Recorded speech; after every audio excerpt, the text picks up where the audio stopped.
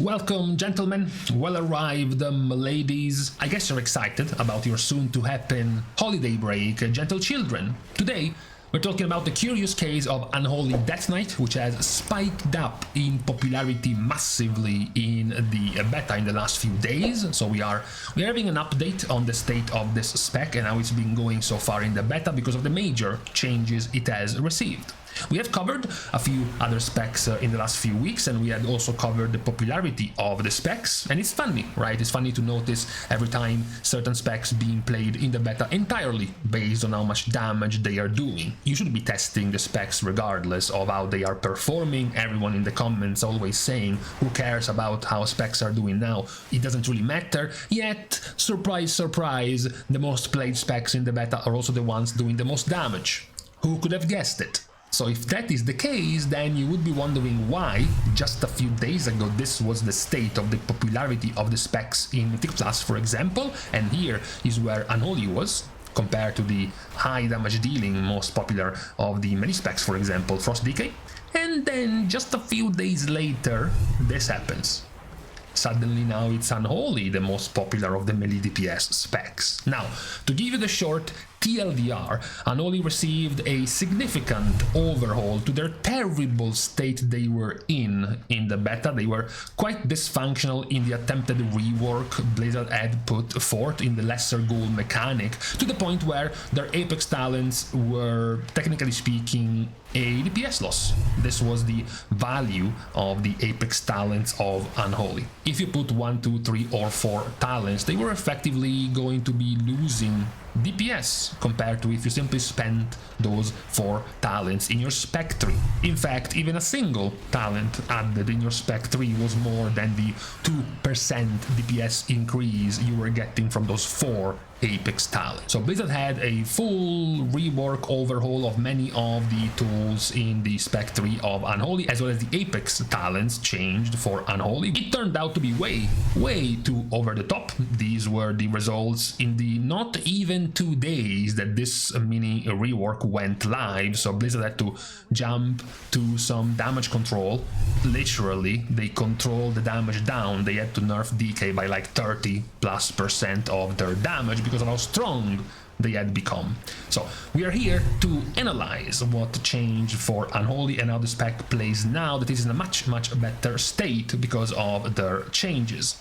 So, for those who don't know, for those who have been stuck in the live version of Unholy, finally Unholy has lost their old version, the old mechanic of the spec, which is Festering Wound.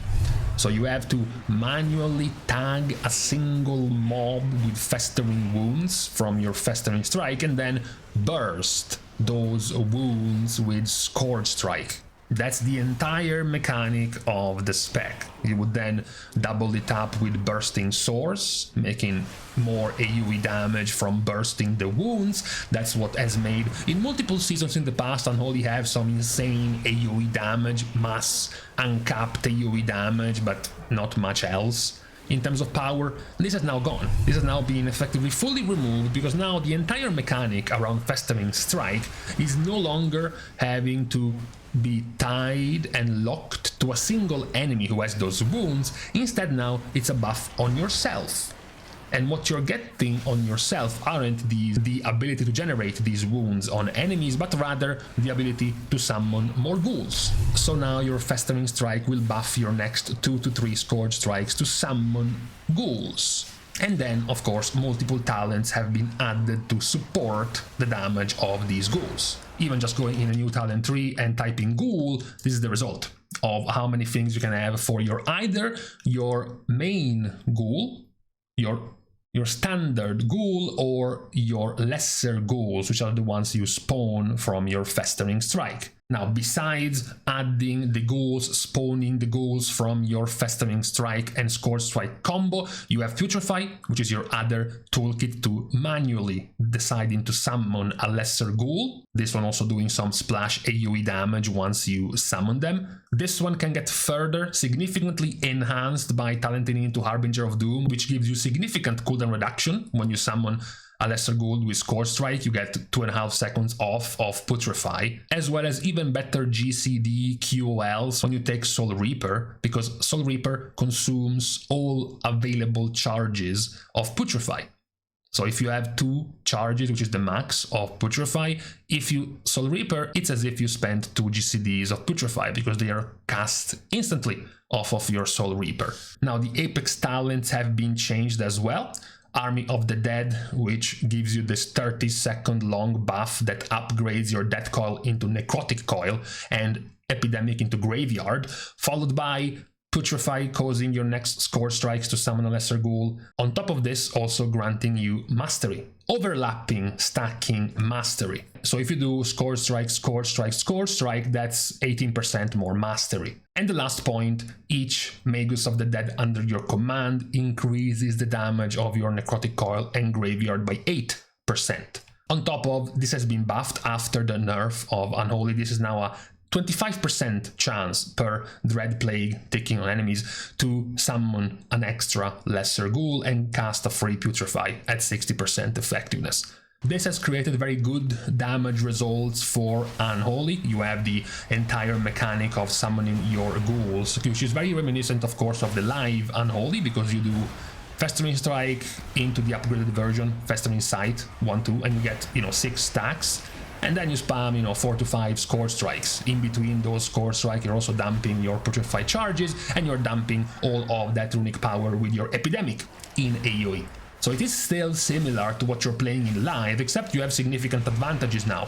As mentioned, you are no longer tied and you're no longer locked and have a much harder time target swapping, because all of your Festering Wounds were on one target and then a new priority target has spawned and you had no Festering Wounds on that target, so swapping target was much worse. Now it's free. You're free to swap targets as an Unholy DK. You have now much increased value, especially in burst windows, on smaller targets, because one of the benefits of entering your Army of the Dead damage window is that Necrotic Coil, which upgrades your Death Coil, is now a much more viable fewer targets cleave. 3 target cleave being the max. You can see even just the damage tooltip of a high item level DK in the beta. The much increased damage up to 3 enemies, and then extra AoE damage to all pierced enemies from the attack. This is still, of course, weaker on larger target counts, so Graveyard, your upgraded Epidemic, will still be better on multi-target situations, but on fewer targets, or even for the purpose of Prio Damage on one of the big guys or the big enemies, for example,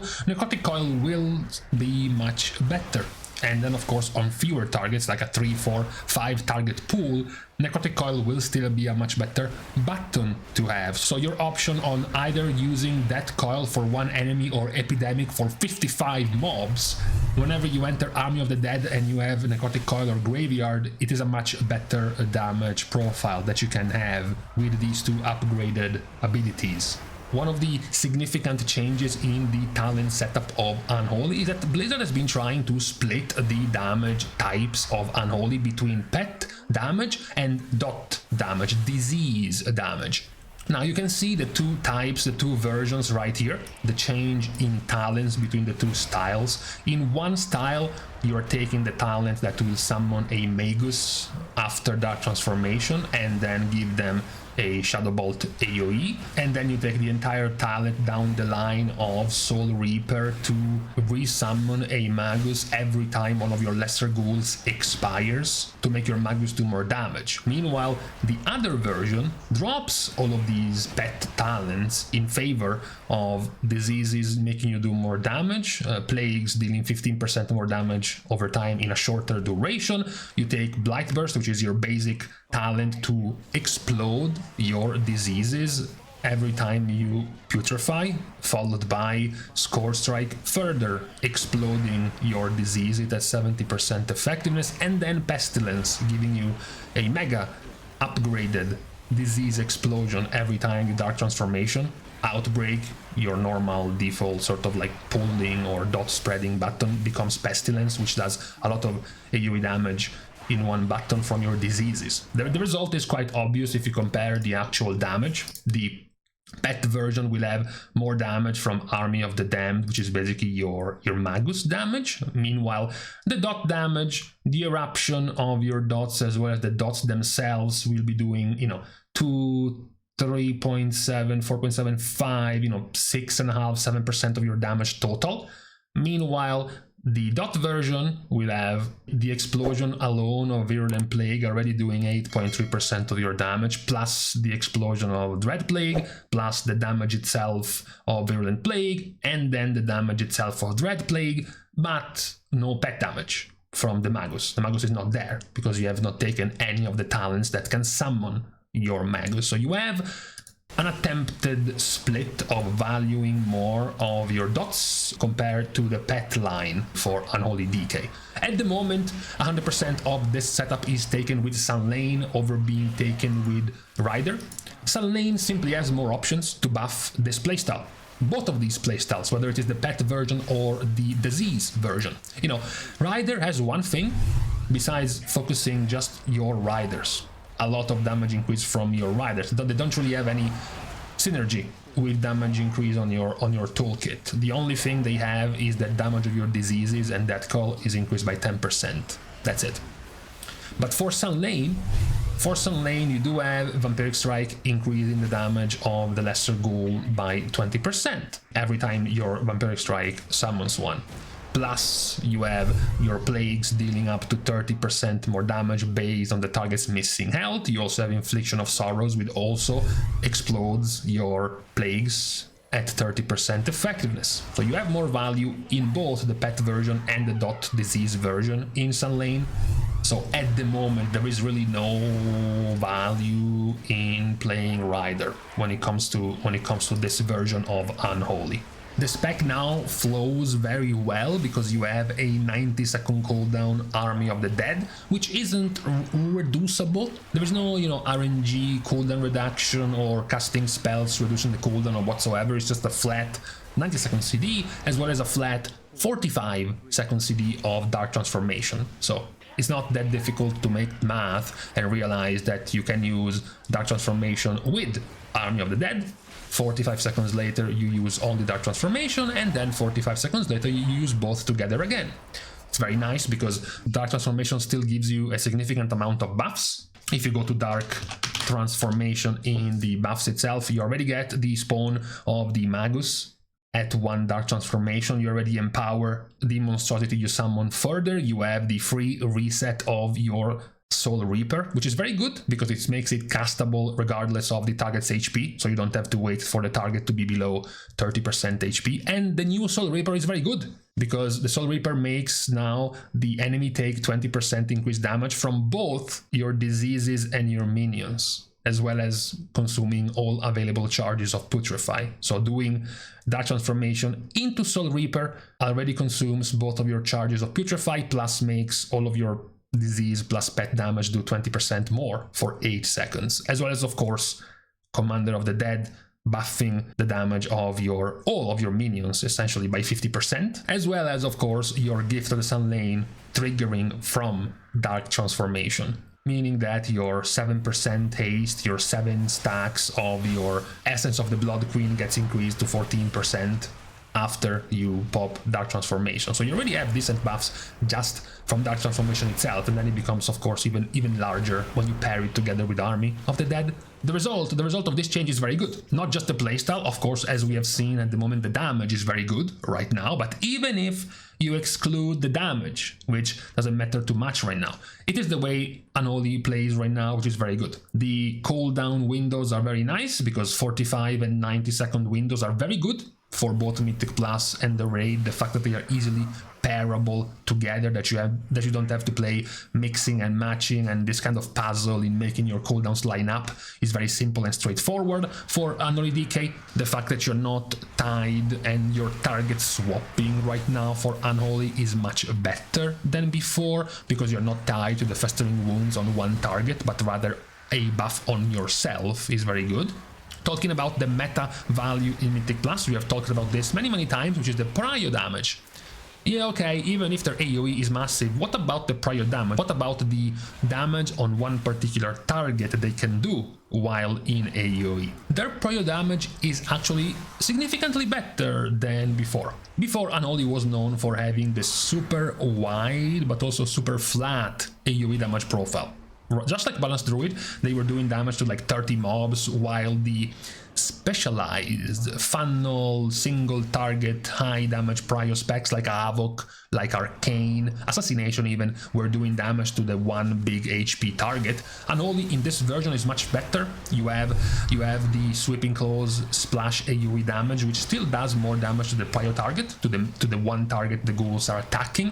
You have Graveyard, your mass AoE that is going to replace Epidemic, still does more damage on the prio target. You are targeting yourself, more than twice the rest of the AoE damage will go on the prio target. And then Necrotic Coil, the single target version, which now splashes AoE on 3 targets. The damage on the main target is more than 3 times higher than the splash damage. So you do have all of your main sources of damage you're pressing yourself, which do have a form of priority on your main target. So even in that regard, in the regard of your prio single target damage when doing AoE, you have also improved.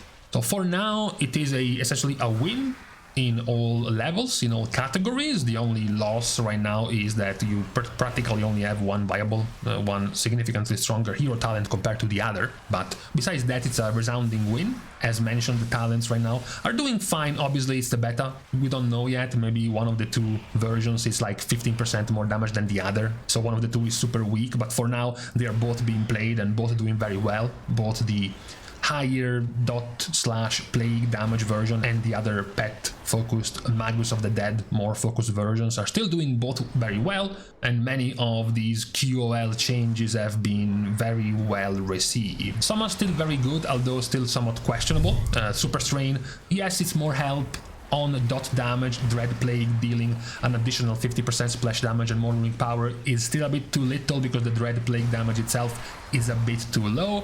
You have the QoL now of Festering Strike give you a free Death and Decay, replacing Death and Decay as a button, so you save 1 extra GCD in not having to click Death and Decay yourself. There is this issue, if you can point one out for Unholy, is that now your historic, iconic Death and Decay is kinda useless.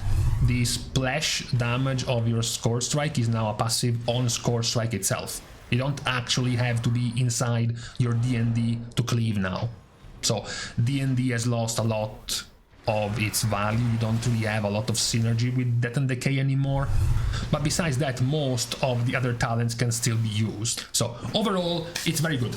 Not just because of the damage right now is very good for Unholy, but because of all of the positive changes that we have just listed for the spec. Right now it is looking very good in the beta of Midnight. Going for the release of the expansion, the spec is looking very solid, both in single target, in AoE, even in small target cleave, in the damage priority they have now compared to live. Their profile of cooldowns, 45 and 90 seconds, is a very good set of cooldowns to have. So it is looking quite nice for Unholy. It is now a much more competitive choice with Frost Decay, which used to be the popular pick in the beta up to now. So this is what we have for today on this Tuesday, reviewing the state of the changed and improved Unholy in the beta. So I'm going to leave you to the rest of the eve of your weekly reset for today, and we're going to say our goodbyes now, starting by thanking everyone for having watched the video, together with, of course, everyone else who's been supporting Competitive for free by liking and commenting down below, as well as subscribing to the channel itself.